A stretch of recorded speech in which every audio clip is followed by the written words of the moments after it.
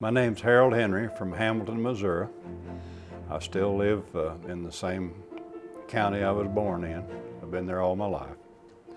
I buy cast iron. I don't buy and sell cast iron. I buy cast iron. Keep it. I keep it, yeah.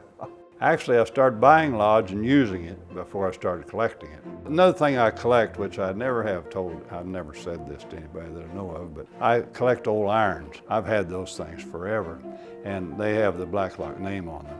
Some things there's no way to identify. It's kind of a mystery.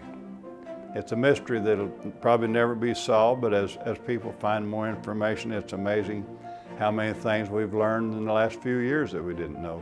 So the mystery makes it a lot more fun. Oh yes, a lot more. A lot of companies just gave up, but not Lodge. That's what I call survival instinct. If you sit down and think of all the things that the company's gone through, it's amazing that they're still here. Absolutely amazing. You have a family that works together, and the workers and the employees here are also part of the family. And me, as a collector, I feel like I'm part of the family. It's like coming home to visit. That's very sweet. Every time I come here, I think, well, I'm going home to visit.